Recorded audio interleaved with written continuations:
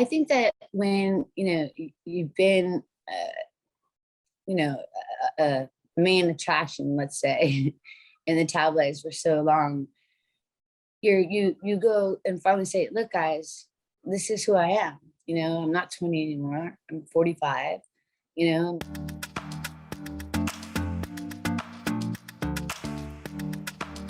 I'm doing great. I've always been thin, so these stories are kind of crazy because it's like there's nothing that changed for forever. So I think it's them finally accepting me, and this is who I am. This is what I am. This is what I'm inspiring to be, and hopefully that will change the minds of other people of bullying. And if it doesn't, I'm okay with that because I've gone through it for so many years that sometimes I feel bad for them because I'm like, if they're that miserable writing things at home, like, what are they doing? They're like, that's negative. It's hurtful. And when you could turn the hurt into love, it's like the yin and the yang. When you could turn that across, then I think you're really accomplishing something. And I think that's the most powerful thing I could say, even in this interview, is, take your own narrative and turn it around. And love will always be hate. It's just so hard finding love because you got to find it yourself first.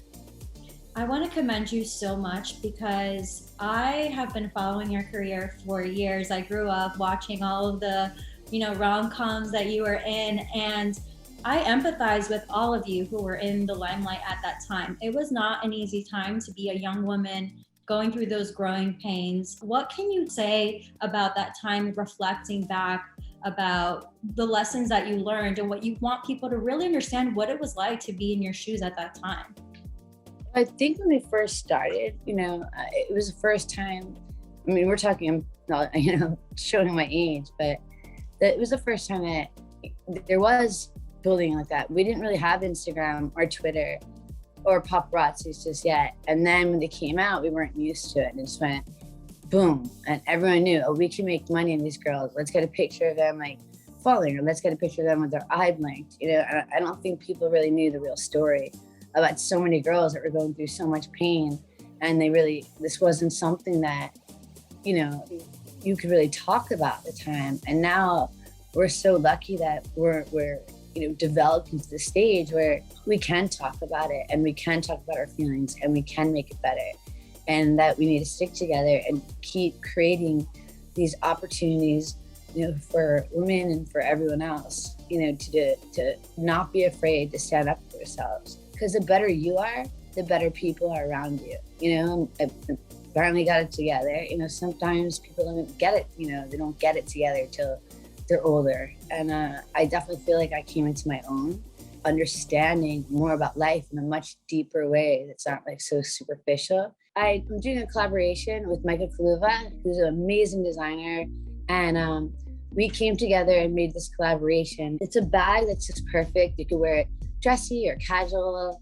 And I really think the power of the bag, as well as all the crystals that we put on the bag, are all made from Sedona. Actually, when we were in COVID, we went to Sedona. The bag has so much energy, and you could tell it's just really made out of love. And it's really interesting when you're making the bag, or any bracelets I make, if the stones don't like each other, if they're not connected with each other, they'll break. So, so I have to test the stones, see what stone, it's crazy what you have to do with it. I feel like it's a bag of love, a bag of protection, something that's, great for, just everything, for animals, for being, vegan, for so many things that it's doing so right in the world, where I think it's really headed into the next level. I think this is a new way of fashion, and it's really cool to be one of the first one that's coming out with this.